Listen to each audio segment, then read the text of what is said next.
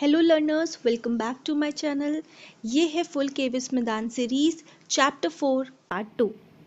तो आइए हम आज के टॉपिक से स्टार्ट करते हैं, जो कि है टाइप ऑफ कम्युनिकेशन। लेकिन इससे पहले अगर आपने प्रीवियस पार्ट इसके नहीं देखे तो एक बार जाके उन्हें देखिए, ताकि आपको और भी ईजिली सारे टॉपिक्स समझ में आए। ठीक है, तो चलिए बिना टाइम वेस्ट किए हम आज के टॉपिक से स्टार्ट करते हैं। Type of communication. कम्युनिकेशन के बहुत सारे टाइप्स होते हैं। ठीक है, हम लोग रोज़ अपने आसपास के लोगों से या खुद से कम्युनिकेट करते हैं, लेकिन कम्युनिकेशन के डिफरेंट टाइप्स होते हैं, जिनके बेस होता है कि मैसेज नेचर क्या होगा और रिलेशनशिप किस तरीके का है। जैसे आप किसी से बात कर रहे हैं, किसी दूसरे इंसान से, अब आप डायरेक्टली इंटरेक्ट कर रहे हैं या नहीं इंटरेक्ट कर रहे हैं, ये एक तरह का बेसिस हो गया। ठीक है, अभी हम इन सब चीज़ों के बारे में बात करेंगे। तो जो हमारा पहला क्लासिफिकेशन होता है on the basis of relationship element, हम रिलेशनशिप के एलिमेंट पर बात कर रहे हैं। यहाँ पर क्या है, सबसे पहले आता है इंटरपर्सनल कम्युनिकेशन। ठीक है, it's a communication within a individual almost all times, including talking to one self, listening to one self and relating to one self. Communication का वो टाइप है जो हम खुद से करते हैं। जब हम खुद से बात करते हैं, जैसे मैं ये कैसे करूं, ये मन में सोचना समझना जो आप करते हैं, उसे इंटरपर्सनल कम्युनिकेशन कहते हैं। इसमें हम खुद से ही बात करते हैं, हम खुद ही सेंडर होते हैं और खुद ही रिसीवर होते हैं। हम अपने आइडियाज़ को सोचकर प्रोसेस करते हैं, अपने इमोशंस को समझने की कोशिश करते हैं। It includes individual reflection, meditation, contemplation and even praying to God। ठीक है, अब यहाँ पे क्या होता है, कम्युनिकेशन के अंदर चीज़ें रिफ्लेक्ट करते हैं, जैसे कि रिफ्लेक्शन अपने पास्ट डिसीजन को सोचना, मेडिटेशन अपने माइंड को शांत रखने की कोशिश करना, कंटेम्पलेशन किसी सिचुएशन को गहराई में सोचना, डीपली सोचना, प्रेयर्स जब हम मन ही मन में भगवान से प्रे करते हैं, it is also a interpersonal communication. We conceptualize and formulate our thoughts or ideas before we actually indulge in overt communication। जब आप किसी से कुछ बोलने जा रहे होते हैं तो उससे पहले आप सोचते हैं कि क्या बोलना है, कैसे बोलना है। ये प्लानिंग और थॉट प्रोसेस इंटरपर्सनल कम्युनिकेशन का पार्ट होता है। जैसे अगर आपको प्रेजेंटेशन देना है तो पहले आप अपने दिमाग में पूरा प्लान बनाते हैं, और वही चीज़ होती है इंटरपर्सनल कम्युनिकेशन। ठीक है, Muttering, "Oh my God," "Oh no," "Wow," "Thank you" are the few common examples of interpersonal communication. Okay? Next one है हमारे पास है interpersonal communication। अब interpersonal communication क्या होती है? It is also termed as dyadic communication। अब dyadic communication क्या होती है?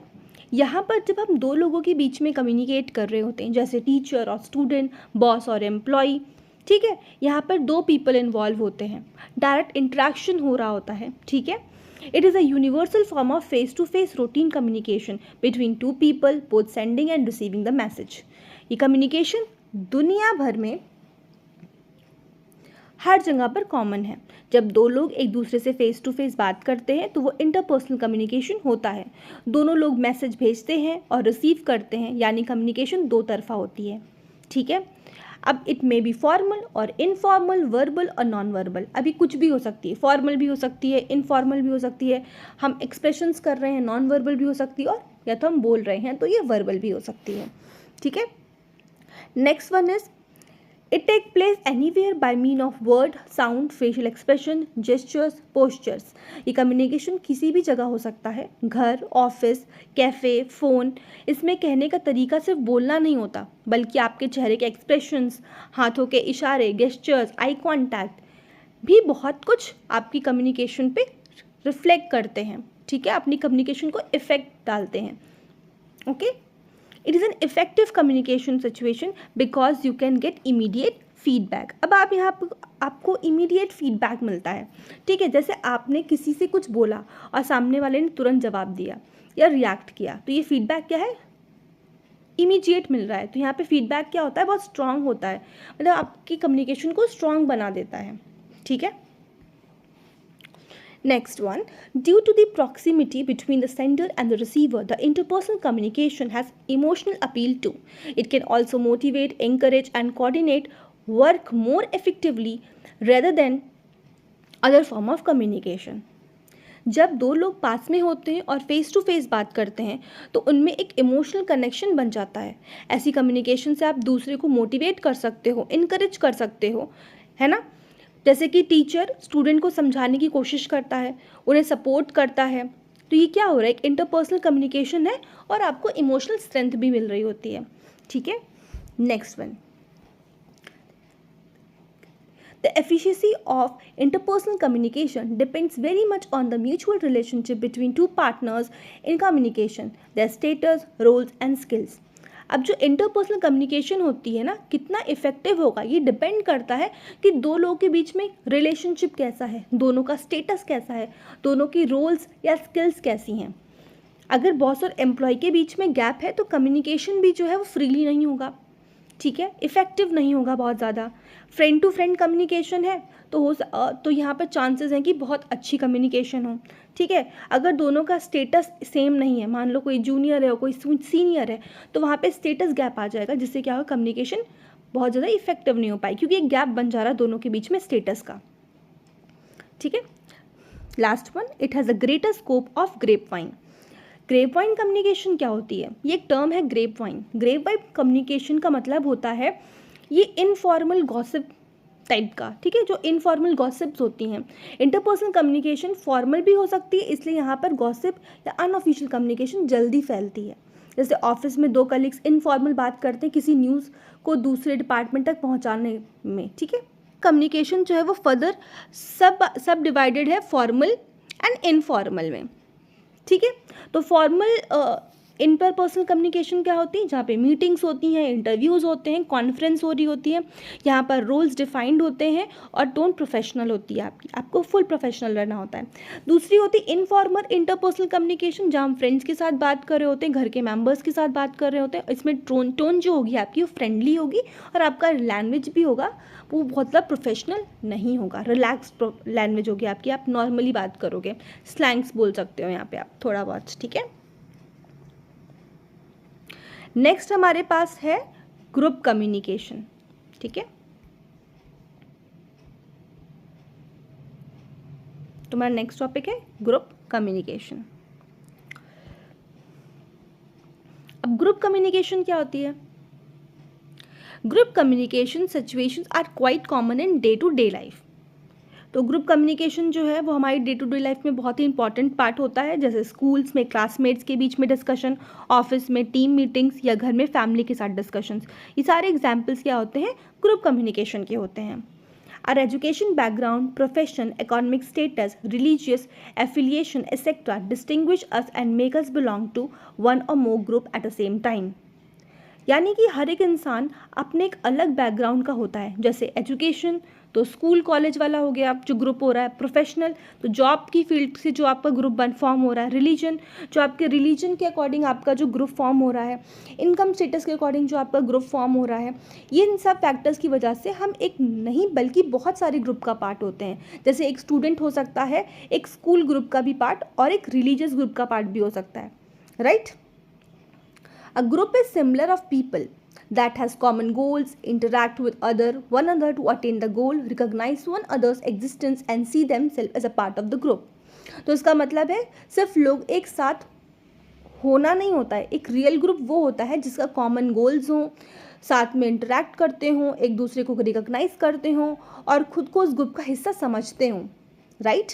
ये सब चीज़ें भी मैटर करती हैं. एन इंडिविजुअल में belong to more than one group simultaneously. जैसे मैंने ऊपर आपसे कहा था कि जो ग्रुप होता है वो एक से ज़्यादा ग्रुप का पार्ट हो सकता है. ठीक है. Since the large majority of us do not live alone, we consequently live in groups, all kind of groups. ज़्यादातर लोग अकेले नहीं रहते बल्कि एक ग्रुप में रहते हैं, चाहे वो फैमिली हो, स्कूल हो या फिर कहीं जॉब पर हो. इसलिए हमें जो हम ह्यूमन बींग्स होते हैं नेचुरली सोशल क्रिएचर्स होते हैं जो ग्रुप में रहकर कम्युनिकेट करते हैं. ठीक है. अब ग्रुप्स के भी अपने टाइप्स होते हैं तो हम उन्हें देख लेते हैं. ग्रुप के जो अपने टाइप्स हैं उन्हें भी हम पढ़ते हैं अभी.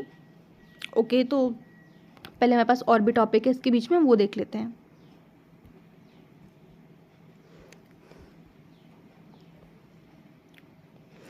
ग्रुप में बी ऑफ 2 टाइप्स, तो ग्रुप 2 तरह के हो सकते हैं। तो यहाँ पे बोला गया है namely primary and secondary. According to C.H. Cooley, primary groups are composed of individuals with intimate personal relationships and who interact face to face, figuratively and non-literally. Okay. तो प्राइमरी ग्रुप्स वो ग्रुप्स होते हैं जहाँ रिश्ते personal और close होते हैं, face to face interaction होता है। ये ज़रूरी नहीं कि हर वक्त सामने हो, फिर भी फिगरेटिव होता है, यानी कनेक्शन दिल से होता है। ठीक है, हम काफ़ी क्लोज यहाँ पे होते हैं एक दूसरे के, like family, close friend, childhood, play group. It is a degree of intimacy और social distance rather than physical distance which determines a primary group. Primary group का मूल मंत्र होता है क्लोजनेस, यानी कि सोशल डिस्टेंस कम होती है, भले ही फिजिकल डिस्टेंस ज़्यादा हो। जैसे कोई भी अमेरिका में है, लेकिन जो पर्सनल उसका जो रिलेशनशिप है प्राइमरी ग्रुप का पार्ट रहेगा वो, मतलब आपका क्लोज तो रहेगा, चाहे अमेरिका में रहे चाहे कहीं भी रहे, डिस्टेंस से दूरी है पर वो आपका क्लोज मेंबर है या क्लोज फ्रेंड है। इनमें सभी ग्रुप में एक इमोशनल बॉन्डिंग होती है, फैमिली, लेबर ग्रुप या किंगशिप ग्रुप इसका एग्जाम्पल हो सकते हैं। अब सेकेंडरी ग्रुप क्या होता है? Secondary group are all those in which individual have formal, impersonal and status relations. मतलब सेकेंडरी ग्रुप में रिलेशन पर्सनल नहीं होते हैं, ये फॉर्मल और ऑफिशियल नेचर के होते हैं, like office colleagues, political parties, school classroom. यहाँ पे इंसान के कनेक्शंस उनकी स्टेटस, रोल, पोजीशन से होता है, ना कि पर्सनल बॉन्ड से। ठीक है, अब यहाँ पे जो ग्रुप्स है ना वो और भी डिफरेंट टाइप्स के होते हैं। तो यहाँ पे लिखा है ग्रुप में बी स्टैटिकल, वो स्टैटिकल भी हो सकते हैं। ठीक है, और फिर यहाँ पे लिखा है सोसाइटी, सोशल भी हो सकते हैं, एसोसिएशनल भी हो सकते हैं। ठीक है, अब हम इन सबको भी पढ़ लेते हैं एक बार। तो अदर टाइप ऑफ ग्रुप्स में आता है स्टैटिस्टिकल ग्रुप, जिसमें डेमोग्राफिक बेसिस पे बनाया गया है, जैसे womens above 30, farmers in UP. तो ये क्या होता है, जो वुमेन्स अबव 30 तो उनका एक ग्रुप फॉर्म है, जो फार्मर्स हैं यूपी उनका एक अलग सा ग्रुप है, ऐसे वाले ग्रुप्स आते हैं इसके अंदर। फिर सोसाइटल ग्रुप, जहाँ पे एक कॉमन कॉन्शियसनेस होती है, जैसे कि कल्चर या वैल्यू को शेयर करना, राइट। सब लोग होली मना रहे हैं, सब लोग दीपावली मना रहे हैं, मतलब तो उनका एक कॉमन कल्चर है या उनकी खुद की एक वैल्यूज़ है, उनके खुद के बिलीव्स, कोई भी चीज़ ऐसी ले लो। ठीक है, तो वो सोसाइटल ग्रुप बन जाता है। एक सोशल ग्रुप होता है जहाँ लोग एक्चुअल में एक दूसरे के कांटेक्ट में होते हैं, लाइक अपने नेबर्स ले लो, जहाँ पे हम एक दूसरे से मिलजुल रहे हैं, सोशल है उन लोगों के साथ। फिर एक होता है एसोसिएशनल ग्रुप, ये फॉर्मल स्ट्रक्चर होता है, जैसे कि पॉलिटिकल पार्टीज या स्टूडेंट यूनियन, NGOs, जहाँ पे हम क्या मिलते हैं, एसोसिएट करते हैं एक दूसरे के साथ किसी काम के पर्पज से। अब यहाँ पे group communication is interpersonal communication. तो जो ग्रुप कम्युनिकेशन होती है वो क्या होती है, इंटरपर्सनल कम्युनिकेशन होती है। जब लोग एक ग्रुप में आपस में डायरेक्टली कम्युनिकेट करते हैं तो उसे ग्रुप कम्युनिकेशन है, इंटरपर्सनल कम्युनिकेशन की ग्रुप सेटिंग कही जाती है। ठीक है, अब कुछ कैरेक्टरिस्टिक्स भी होती हैं तो वो भी देख लेते हैं एक ग्रुप की। तो characteristics in the group in relation to individual, तो इसमें क्या है, membership, dependence, acceptance, attraction, violation, innate, pressure, change, flexibility, leadership. तो मेंबरशिप में क्या आता है, किसी ग्रुप का हिस्सा होना, डिपेंडेंस एक दूसरे पे डिपेंड होके रहना, एक्सेप्टेंस एक दूसरे के रूल्स को एक्सेप्ट करना, अट्रैक्शन एक किसी ग्रुप के प्रति आपका मतलब आकर्षण होना या अट्रैक्ट करना, वायलेशन अपनी मर्जी से ग्रुप को ज्वाइन करना, इनिशिएट मतलब अपनी फैमिली, कुछ जो ग्रुप्स होते हैं फैमिली के, उनसे जैसे हम लोग उनसे हमेशा से उनको जानते रहते हैं तो उनसे मिलते रहते हैं, वो लोगों को इनेट कहते हैं, जैसे फैमिली मेम्बर्स हमारे। प्रेशर एक ग्रुप स्टैंडर्ड्स को फॉलो करने का दबाव होना आपके ऊपर, उसे कह सकते हैं हम इसे। हर ग्रुप के टाइम के साथ बदलना होता है, that is change and flexibility. Leadership group की डायरेक्शन देने को लीडरशिप कहते हैं। ठीक है, अब यहाँ पे जो हमारे लीड्स होते हैं ग्रुप के, वो दो तरीके से होते हैं। एक टास्क ओरिएंटेड रोल होता है, एक होता है मेंटेनेंस रोल होता है। ठीक है, अब टास्क ओरिएंटेड में क्या होता है, डिस्कशंस करना, इंफॉर्मेशन देना, क्लैरिफाई करना चीज़ों को, समरी बनाना, ग्रुप को क्या करना, कंसेंसस करना। ठीक है, या कंसेंसस लेना, एग्रीमेंट बनाना ग्रुप का, उन्हें जिस तरीके की चीज़ें चाहिए। और मेंटेनेंस रोल क्या होता है, कॉम्प्रोमाइज़ करवाना, लोग को इंकरेज करना, सपोर्ट करना, गेट कीपिंग करना, सबको बोलने का मौका देना, सबके साथ चलना, ठीक है, स्टैंडर्ड को सेट करना, उनको चेक करते रहना टाइमली, ये सब चीज़ें आती है मेंटेनेंस रोल में, ठीक है।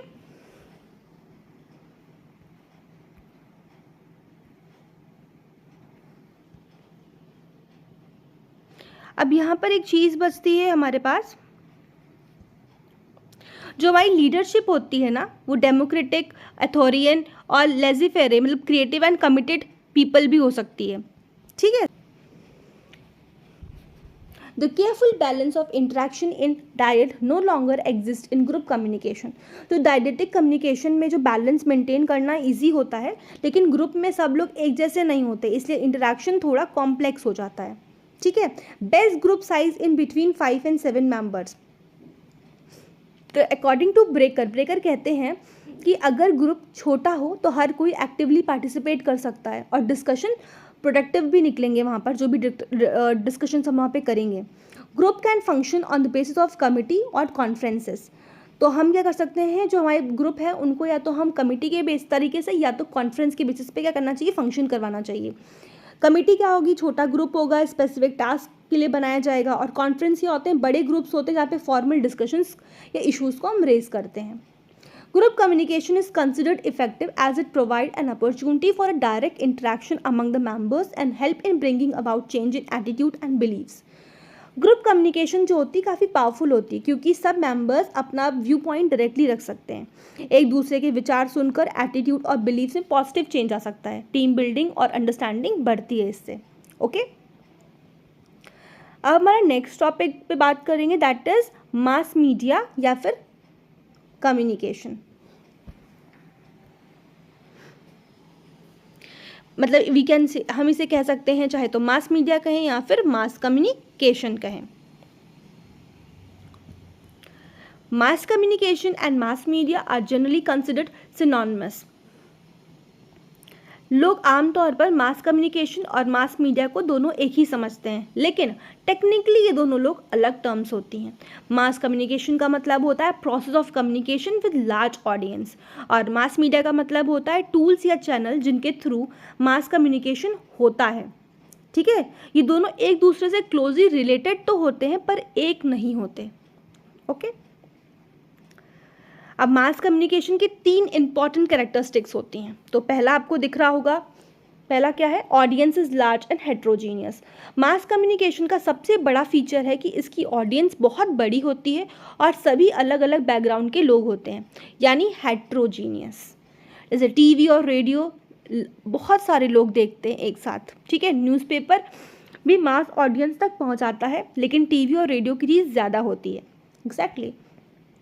फिर सेकेंड वन है द सोर्स ऑफ इंस्टीट्यूशन और a group of people. Mass communication एक व्यक्ति नहीं बल्कि एक ऑर्गेनाइजेशन या ग्रुप करता है, राइट। मिनिस्ट्री ऑफ इंफॉर्मेशन या ब्रॉडकास्टिंग ले लो, ये इंडिया की गवर्नमेंट बॉडी है जो टीवी और ऑडियो प्रोग्राम्स को देश भर में ब्रॉडकास्ट करती है। ये बताता है कि मास कम्युनिकेशन का सोर्स ऑफिशियल या स्ट्रक्चर्ड होता है। Next one is some kind of mechanism is used to reproduce information. अब मास कम्युनिकेशन में एक मैकेनिज्म या टेक्निक यूज़ होती है जिससे इंफॉर्मेशन को रिप्रोड्यूस किया जा सकता है और लार्ज ऑडियंस तक पहुंचाया जा सकता है। अब इनके काफ़ी पार्ट्स होते हैं, अब उन्हें पढ़ लेते हैं। पहला हमारे पास है, it is also termed as mediated communication. इस कम्युनिकेशन में एक मीडियम का यूज़ होता है, इसलिए इसे मीडिएटेड कम्युनिकेशन कहते हैं। जैसे कि न्यूज़पेपर, टीवी, इंटरनेट एक्सेट्रा, इसका माध्यम इसे मीडियम की तरह इस्तेमाल किया जाता है। Second one is it is a special kind of communication with mass audience and hence the name mass communication। ये एक स्पेसिफिक टाइप का कम्युनिकेशन होता है जिसमें बहुत सारे लोग टारगेट होते हैं, इसी वजह से इसका नाम मास कम्युनिकेशन है। Next one is channel for mass communication are termed as mass media. जो टूल्स या चैनल्स हम मास कम्युनिकेशन के लिए यूज़ करते हैं उन्हें हम मास मीडिया कहते हैं, like TV, radio, newspaper, internet etcetera. Next one, it uses mechanical devices that multiply message and convey information to a large number of people simultaneously। अब मास मीडिया में मशीन्स डिवाइसेस का use होता है, जैसे camera, microphone, printing press, broadcasting towers. ये सब tools एक message को रेप्लिकेट करते हैं और एक ही समय में बहुत सारे लोगों तक चीज़ें पहुंचाते हैं, ठीक है, या इन्फॉर्मेशन को पहुंचाते हैं। Examples of mass media include radio, TV, newspaper, magazines, films, both electronic and print media. मैं ये पहले बता चुकी हूँ आपको कि मास मीडिया में दो टाइप के होते हैं, लाइक इलेक्ट्रॉनिक मीडिया और एक प्रिंट मीडिया। इलेक्ट्रॉनिक मीडिया जो हम लोग टीवी, रेडियो के थ्रू या फिल्म के थ्रू होता है, और प्रिंट मीडिया जो प्रिंटिंग फॉर्म में आती है, लाइक न्यूज़पेपर, मैगजीन, पैम्पलेट्स, ठीक है। लेकिन इन सब का गोल सिर्फ एक होता है, लोगों तक अवेयरनेस पहुँचाना, एंटरटेनमेंट देना लोगों को लार्ज स्केल पर, ठीक है। अब जो हर एक मीडियम होता है ना, वो अपनी ही तरीके में, अपने ही वे में यूनिक होता है, ठीक है। Every medium of mass communication work on its own unique way and carries the message to reach wide in far away places. हर मास मीडिया का अपना एक अलग तरीका होता है काम करने का। टीवी विजुअल्स के ज़रिए इम्पैक्ट करता है, रेडियो सिर्फ ऑडियो होता है लेकिन रिमोट एरियाज तक बातें पहुंचाता है, इन्फॉर्मेशन पहुंचाता है। न्यूज़पेपर लोग रीड कर सकते हैं, राइट, तो वो दूर तक मैसेज पहुंचाता है, चाहे शहर हो या गाँव हो। Each medium has its advantage and limitations in the areas of operation, influence and impact. Yes, हर एक मीडियम का एक अपना एडवांटेज और अपना एक लिमिटेशन है। कोई चीज़ फास्ट होगी पर एक्सपेंसिव होगी, लाइक टीवी फास्ट तो है बट एक्सपेंसिव है। न्यूज़पेपर चीप तो है पर जो लोग पढ़े लिखे नहीं हैं उनके लिए इफ़ेक्टिव नहीं है। सोशल मीडिया फास्ट है, इंटरेक्टिव है, पर फेक न्यूज़ का डर वहाँ पे ज़्यादा रहता है। तो हर एक मीडिया क्या करती है, इम्पैक्ट तो बहुत पहुँचाती है, रीच भी बहुत होती है, पर अपनी एडवांटेजेस और अपनी लिमिटेशंस के साथ आती है, ठीक है। हैरोल्ड लेसवेल के अकॉर्डिंग मास मीडिया की 3 फंक्शंस होते हैं, ठीक है। तो हम उन 3 फंक्शंस को ज़रा देखते हैं कि वो क्या 3 फंक्शंस हैं। तो पहला फंक्शन कहता है surveillance of environment media. Media एक वॉचडॉग या इन्फोमैट की तरह काम करता है, जैसे आँख, कान, नाक और आवाज़। ये पब्लिक के नए प्रोडक्ट्स, पॉलिसीज़, वेदर, क्राइसिस सब के बारे में इन्फॉर्म करता है। टीवी कैट्स के थ्रू हम नई नई चीज़ों को जानते हैं कि मार्केट में क्या क्या चीज़ें आई हैं। न्यूज़ बताती है कि हमारी कंट्रीज़ या इंटरनेशनल लेवल पर क्या चल रहा है, हर एक चीज़। सेकेंड वन है कोरिलेशन। मीडिया पब्लिक ओपिनियन बनाता है और लोगों को एक ओपिनियन पे कंसेंसस करने में हेल्प करता है। जैसे एक इलेक्शन आते हैं, मीडिया पब्लिक को इशू समझाता है और वोटिंग डिसीजन पे मदद करता है, ठीक है। फिर है एडमिशन ऑफ सोशल इनहेरिटेंस। आज के मीडिया के रोल सिर्फ न्यूज़ देना नहीं बल्कि सामाजिक संस्कारों और वैल्यूज़ को आगे बढ़ाना भी है। पहले ये काम पेरेंट्स और टीचर्स करते थे, लेकिन आजकल टीवी, यूट्यूब, मूवीज़, ये सब का भी एक बहुत बड़ा रोल है कल्चर को और हमारी वैल्यूज़ को बढ़ाने में, ठीक है। हाँ, वो अच्छे से इन्फ्लुएंस नहीं कर पा रहा है हमारी आज की जनरेशन को, ये बात अलग है, पर अगर हम इसे करेक्ट तरीके से इस्तेमाल करें तो ये बहुत अच्छा इम्पैक्ट डालेगा बच्चों पर, राइट। मीडिया लोगों को एजुकेट करता है और सोसाइटी में क्या गलत है क्या सही है इसका फ़र्क बताता है, ठीक है।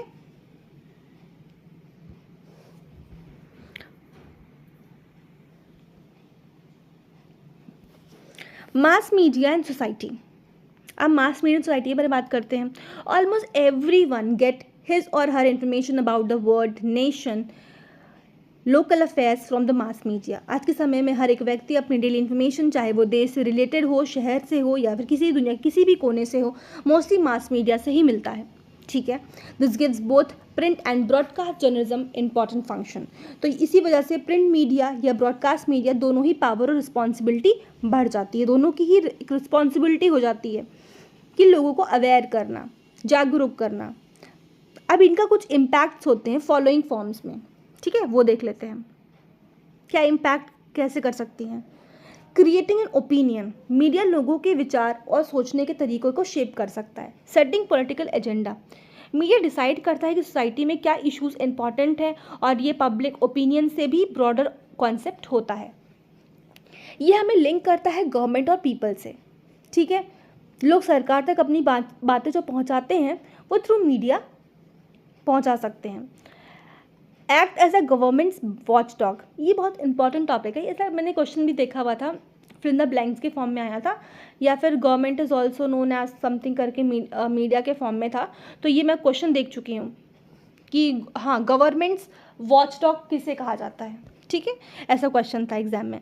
तो हमें ध्यान रखना है कि जो हमारी मीडिया है वो एक्ट करती है गवर्नमेंट के वॉचडॉग की तरह, मतलब वो जो काम कर रहे हैं कदम कदम पर हम उनकी निगरानी करते हैं और उनकी करप्शन है तो उसे एक्सपोज करते हैं, जनता को जागरूक करते हैं, स्टैंड लेने में मदद करते हैं, ठीक है। एजेंट ऑफ सोशलाइजेशन, मीडिया लोगों को सामाजिक नॉर्म्स, बिहेवियर्स, लैंग्वेज, फैशन, ये सब कुछ सिखाता है, एक सामाजिक टीचर की तरह काम करता है, ठीक है।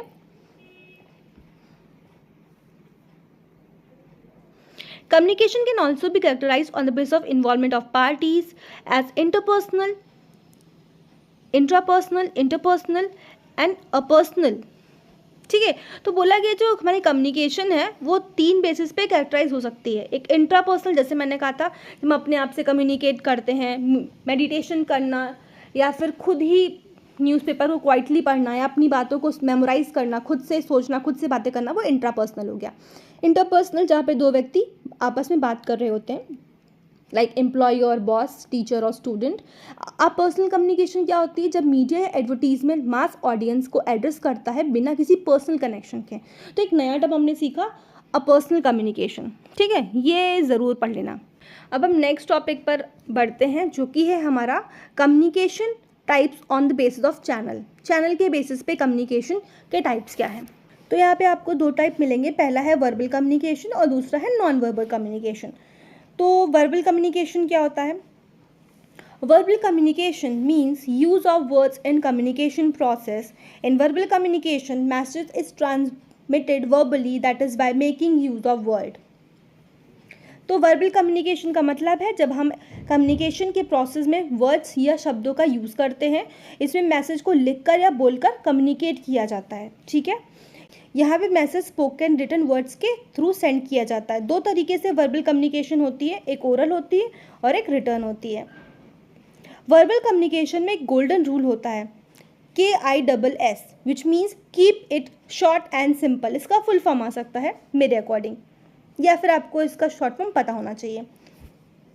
बातों को अननेसेसरली कॉम्प्लेक्स ना बनाना, सिंपल और डायरेक्ट लैंग्वेज का इस्तेमाल करना, क्लैरिटी पर फोकस करना, इस KISS का मतलब होता है, ठीक है। The communicator must be empathetic. अब यहाँ पर जो भी कम्युनिकेट कर रहा है उसके अंदर एम्पैथी होनी चाहिए, ठीक है, सामने वाले को फीलिंग्स की समझने की क्षमता होनी चाहिए या समझने की कोशिश करनी चाहिए, मैं ये कहूँगी। जब कम्युनिकेटर्स लिसनर के इमोशंस को सोच समझकर मैसेज देता है तो मैसेज ज़्यादा इफेक्टिव होता है, ठीक है। अब वर्बल कम्युनिकेशन 2 टाइप्स के होते हैं, एज आई टोल्ड यू, एक होता है oral communication and written communication. अब ओरल कम्युनिकेशन क्या होता है। In oral communication spoken words are use, it includes face to face conversations, speech, telephonic conversations, video, radio, televisions and voice over the internet. In oral communication the communication is influenced by pitch and volume, rate, clarity in speaking and articulation, ठीक है। तो oral communication में हम बोलकर बात करते हैं, इसमें लैंग्वेज, टोन और साउंड का यूज़ होता है। ओरल कम्युनिकेशन के एग्जाम्पल्स हैं face to face talk, telephone पर बात करना, टीवी या रेडियो प्रोग्राम्स, ऑनलाइन मीटिंग्स या वीडियो कॉल्स। इसके कुछ फैक्टर्स हैं जो इसे इन्फ्लुएंस करते हैं, जैसे पहला है पिच एंड वॉल्यूम। पिच मतलब होता है आवाज़ कितनी हाई या लो है, जैसे कि एक्साइटमेंट में पिच हाई हो जाती है, गुस्से में लो हो जाती है, राइट। वॉल्यूम आवाज़ की लाउडनेस जो डेसिबल्स में मेजर हो, जैसे टीचर की आवाज़ क्लियर और ऑडिबल होनी चाहिए। मोनोटोन वॉइस, एक ही पिच में बोलना बोरिंग होता है। देखो यहाँ पर मतलब आपको कंटेंट में लेकर थोड़ा कि मोनोटोन वॉइस क्या होती है। तो मोनोटोन वॉइस वो वॉइस होती है जो एक ही पिच में हम बोलते रहते हैं, ठीक है, और जो ये बोरिंग हो जाता है जब हम बच्चों को पढ़ा रहे होते हैं। इसलिए अपने थोड़ा वॉइस को थोड़ा सा चेंज करते रहना चाहिए, ठीक है, क्लास को इंटरेस्टिंग बनाने के लिए। Second one is rate. Rate यानी कितनी स्पीड से आप बोल रहे हैं। बहुत स्लो बोलने से स्टूडेंट्स बोर हो जाते हैं, बहुत फास्ट बोलने से स्टूडेंट्स को कुछ समझ नहीं आता, इसलिए वॉइस की रिदम मेंटेन करना चाहिए, ठीक है। Next one is clarity in speaking and articulation. हर शब्द क्लियरली प्रोनाउंस होना चाहिए। आर्टिकुलेशन मतलब शब्दों का सही तरीके से बोलना। अगर कम्युनिकेटर के विचार क्लियर होंगे तो बोलने में भी क्लैरिटी होगी, ठीक है।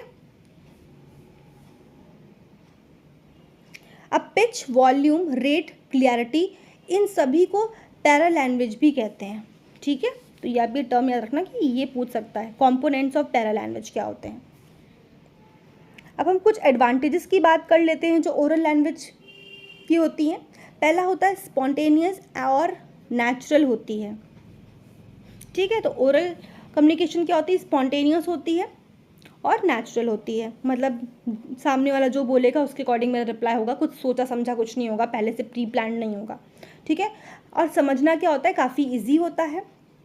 Choice of words generally suits the listener, और हम उन्हीं शब्दों का इस्तेमाल करते हैं जो लिसनर को समझ में आए या उसे अच्छे लगे, ठीक है।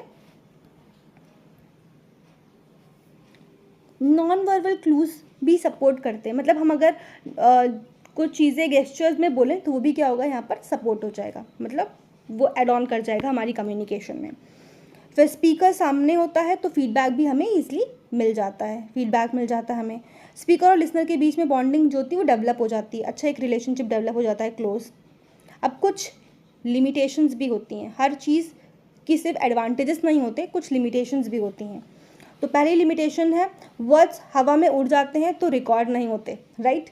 मतलब ये ऐसा होगा कि हम कुछ चीज़ें बोल दी और उसने सुन ली, लेकिन मेरे पास एविडेंस नहीं कि उसने ये बात कही थी, ठीक है। तो ये कुछ रिकॉर्ड नहीं होता, टेम्परेरी है सब कुछ। टेम्परेरी होता है तो परमानेंट प्रूफ नहीं होगा हमारे पास, जैसे मैंने कहा। सुन के लोग भूल जाते हैं, याद नहीं रहता लोगों को किसने क्या कहा है। जो नॉन वर्बल कम्युनिकेशन होता है वो ओरल कम्युनिकेशन को कभी कभी सपोर्ट नहीं कर पाता, just because of cultural barrier, ठीक है। अब हम बात करते हैं रिटन कम्युनिकेशन की।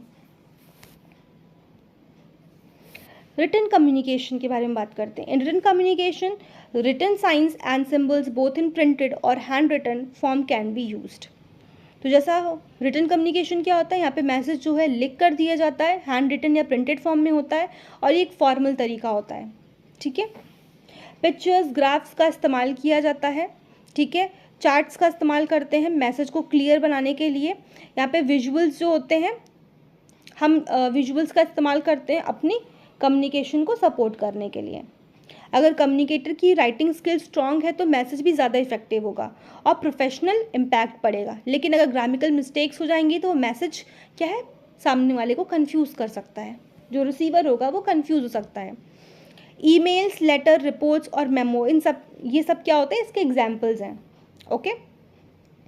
This is most commonly used communication in the business organisation. Yes, it is very important कि जो बिजनेस और ऑफिस के इन्वायरमेंट में रिटन कम्युनिकेशन ज़्यादा इंपॉर्टेंट होल्ड करती है, ठीक है। कॉन्ट्रैक्ट, पॉलिसीज़, नोटिसेस, ये सब कुछ लिख कर ही यूज़ किए जाते हैं। लीगल इसका जो लीगल वर्क होता है ना वो ज़्यादा होता है। ये लीगल फैक्टर से देखें तो ये बहुत इंपॉर्टेंट होती है, ठीक है। अब हम सीधे यहाँ पे रिटन कम्युनिकेशन के एडवांटेजेस की बात करते हैं। मैसेज को मल्टीपल बार रिवाइज, एडिट किया जा सकता है, ठीक है। हर मैसेज का ऑटोमेटिक रिकॉर्ड बनता है। रिसीवर को पूरा समय मिलता है समझने और फीडबैक देने के लिए, ठीक है। ज़्यादा ऑब्जेक्टिव्स होते हैं, फीलिंग्स या मूड का असर कम होता है, ठीक है। अब इसी कुछ लिमिटेशंस भी होती हैं। यहाँ पर आपको स्पॉन्टेनियस फीडबैक नहीं मिलता, तुरंत फीडबैक नहीं मिलेगा क्योंकि राइटिंग प्रोसेस है, थोड़ा टाइम लगेगा। टाइम ज़्यादा लगता है क्योंकि लिखना पड़ता है इसको बार बार, अगर हम रिवाइज कर रहे हैं इसे तो लिखने में टाइम लगता है। मोस्टली कम्युनिकेशंस में ओरल प्लस रिटन मिक्स होता है, ठीक है। अब आता है next topic, non verbal communication. It is a process of communication through sending and receiving wordless message. There is a famous quote, action speak louder than word.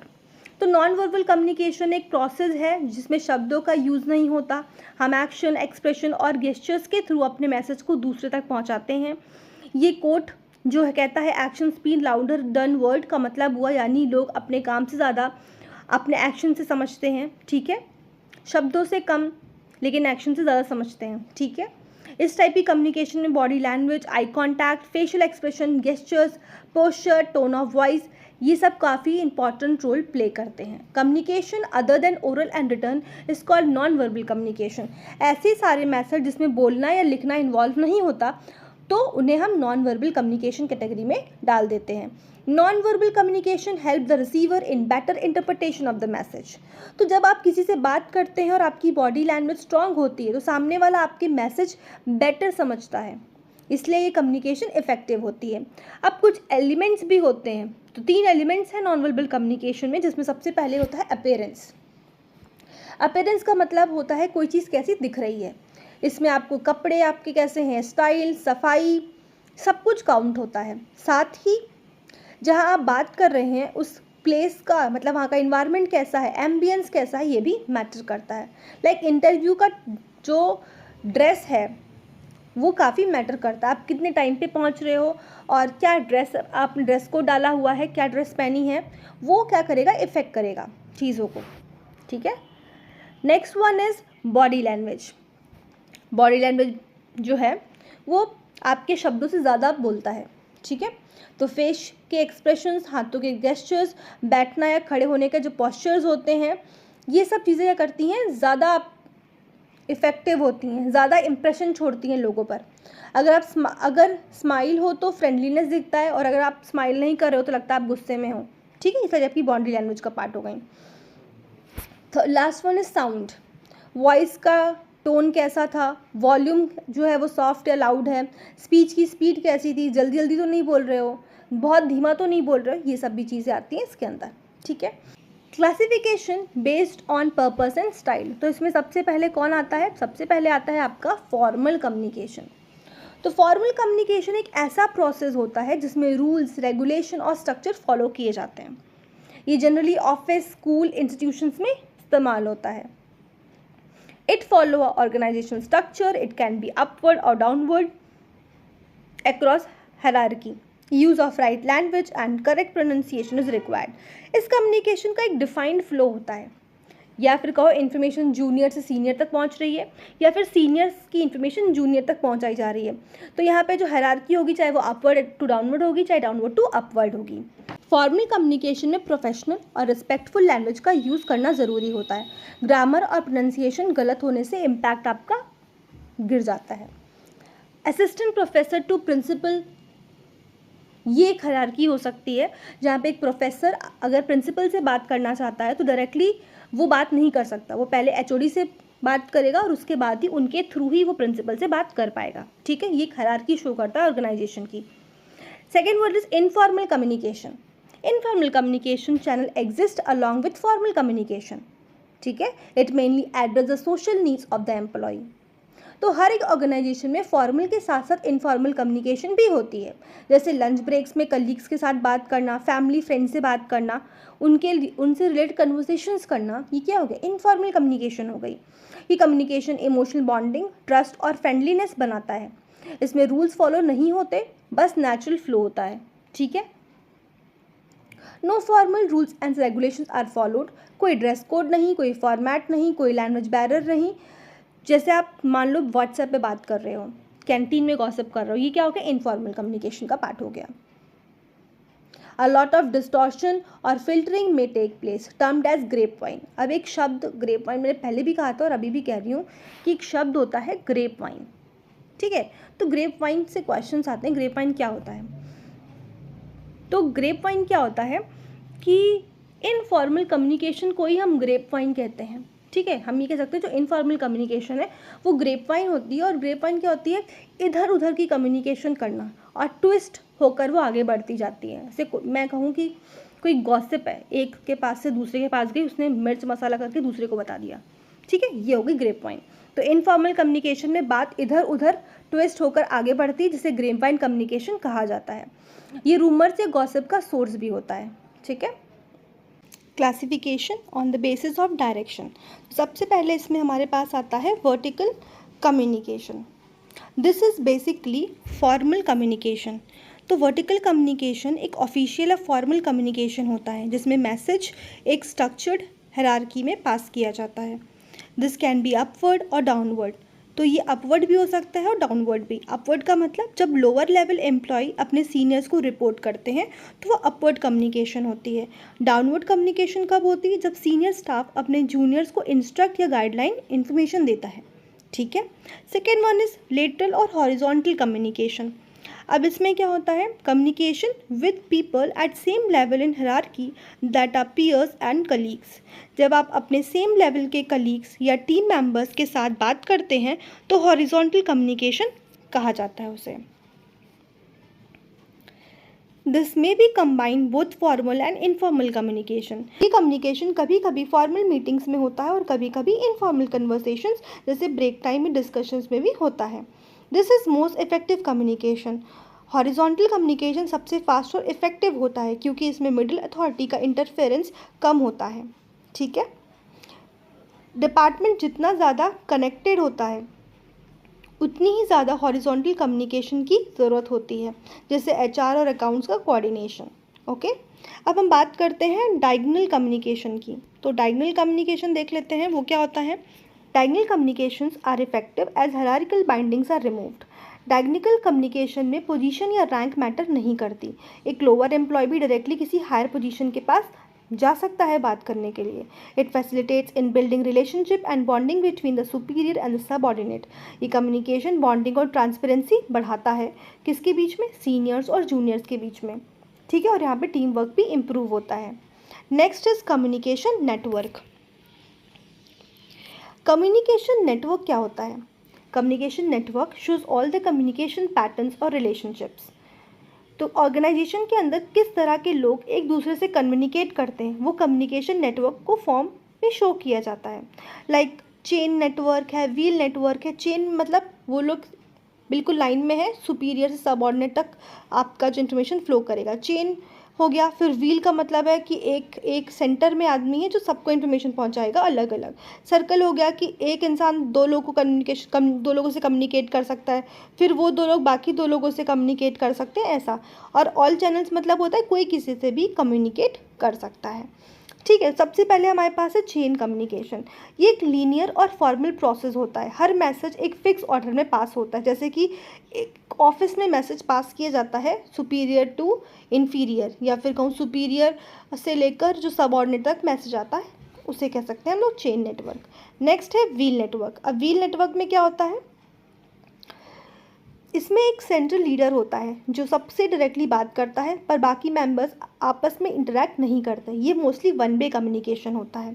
इसके बाद आता है हमारे पास सर्कल नेटवर्क। ठीक है, मेंबर्स अपने एडजेसेंट या पास वाले से बात कर सकते हैं। ये इनफॉर्मल होता है और मोस्टली शेयर्ड इंटरेस्ट एक्सपीरियंस पर बेस्ड होता है। Okay, last one is all channel network. यहाँ पर क्या होता है, कोई भी मेंबर किसी भी व्यक्ति से बात कर सकता है, किसी भी सबऑर्डिनेट से बात कर सकता है। इसमें सभी मेंबर्स फ्रीली और फ्रिक्वेंटली बात करते हैं। हर मेंबर लीडर बन सकता है। टीम वर्क के लिए बेस्ट मॉडल होता है। ठीक है, अब यहाँ पे हमें एक टॉपिक मिल रहा है, intercultural communication. Culture is the way of a life of people. It is also defined as a part of human environment. It is non-biological aspect of life. Culture is mostly learned with communication only. To accept yourself as a cultural being means embracing a cultural identity composed of ethnicity, culture, gender, age, gap, life stages, beliefs, values, assumptions. A cultural identity is learned, varies in its strength and varies in its content as well. तो culture एक community का जीने का तरीका होता है, जैसे कि लैंग्वेज हो गए, बिलीव्स हो गए, आपकी वैल्यूज़ हो गई। कल्चर इनहेरिटेड होता है, बायोलॉजिकली नहीं मिलता, लेकिन सोसाइटी से हम इसे सीखते हैं। ठीक है, आपकी कल्चर आइडेंटिटी टाइम के साथ डेवलप होती है, जैसे कि जेंडर, बिलीव्स, एथेंसिटी डेवलप होती रहती है। जब दो या दो से ज़्यादा अलग अलग कल्चर्स के लोग इंटरेक्ट करते हैं तो उसे इंटर कल्चरल कम्युनिकेशन कहा जाता है। इन सिंपल वर्ड्स में हम यही कह सकते हैं कि इंटर कल्चरल कम्युनिकेशन क्या हुई, जब दो या दो से ज़्यादा लोग जो डिफरेंट कल्चर के हैं वो एक दूसरे से इंटरेक्ट करते हैं तो ये कम्युनिकेशन वहाँ बनती है या फिर होती है। अब यहाँ पे 5 रीजंस हैं कि हमें इंटर कल्चरल कम्युनिकेशन क्यों पढ़ना चाहिए। ठीक है, तो यहाँ पे पहले हो गया कि हम अपने आप को अच्छी तरह से समझ सकें, इसलिए पढ़ना चाहिए। अपनी हमारी आइडेंटिटी क्या है वो समझ सकें, अपने सोशल इंटरेक्शन को इम्प्रूव कर सकें। ठीक है, कल्चरल मिसअंडरस्टैंडिंग और मिसट्रस्ट को सॉल्व कर सकें, जो मिसट्रस्ट हमारे अंदर आ चुका है उसे सॉल्व किया जा सके। फिर सिविलाइजेशन को इनरिच करने के लिए हम ऐसा कर सकते हैं, और एक रिस्पॉन्सिबल सिटीज़न बनने के लिए भी हम ऐसा कर सकते हैं। इसीलिए हमें अगर रिस्पॉन्सिबल सिटीज़न बनना है तो हमें एक इंटरकल्चरल कम्युनिकेशन के बारे में पता होना चाहिए। अब इसे कुछ की कल्चरल डायमेंशंस होते हैं, हम उन्हें पढ़ लेते हैं। आप एक बार इन्हें रीड कर लीजिएगा, ठीक है, एक बार आप इसे पूरा रीड करिएगा, लेकिन इसमें जो भी लिखा है ना वो मैं आपको पूरा एक्सप्लेन कर रही हूँ यहाँ पर। कुछ कल्चरल डायमेंशंस होती हैं, लाइक पावर डिस्टेंस, सोसाइटी में पावर का डिफरेंस होना, इंडिविजुअलिज्म या कलेक्टिवलिज्म, पर्सनल फ्रीडम या ग्रुप यूनिटी के बारे में बात करता है, femininity versus masculinity, gender roles का division, uncertainty, avoidance, unknown situations के प्रति इनटॉलरेंस होना, लॉन्ग या short term orientation, future versus present gratification, high या लो लेवल कॉन्टेक्स्ट, कितना मैसेज कॉन्टेक्स्ट में होता है या कितना डायरेक्टली बोला जाता है, ये सब चीज़ें। बैरियर्स टू इंटरकल्चरल कम्युनिकेशन, अब कुछ बैरियर्स भी होते हैं इंटरकल्चरल कम्युनिकेशंस में, उन्हें देख लेते हैं। तो क्या बैरियर्स होते हैं, यहाँ पे 4 बैरियर्स की बात की गई है। बोला गया एंथोसेंट्रिज्म, ये क्वेश्चन आया हुआ एग्जाम में, क्या होता है, अपने कल्चर को सुपीरियर समझना। स्टीरियोटाइपिंग, बिना समझे अजम्पशंस बनाने को कहते हैं। प्रिजुडाइज, जजमेंट विदाउट रीजन, मतलब हमें कुछ रीज़न नहीं पता बट हमें ये इंसान नहीं पसंद, ठीक है, तो ये क्या होगा, प्रिजुडाइज हो गया। डिस्क्रिमिनेशन, बायस्ड ट्रीटमेंट देने को हम क्या कहते हैं, डिस्क्रिमिनेशन कहते हैं। हमारे पास कुछ स्ट्रेटजीज़ की बात की गई है, ठीक है, कुछ स्ट्रेटजीज़ हैं हमारे पास, वो देख लेते हैं हम लोग। यहाँ पे स्ट्रेटजीज़ की बात की गई है, कौन कौन सी है, एसिमिलेशन, एकोमोडेशन और सेपरेशन, ठीक है। तो एसिमिलेशन का मतलब होता है खुद को एडजस्ट करने की कोशिश करना या खुद को एडजस्ट करना, किसी कल्चर में, किसी सिचुएशन में खुद को एडजस्ट करना, दैट इज़ एसिमिलेशन।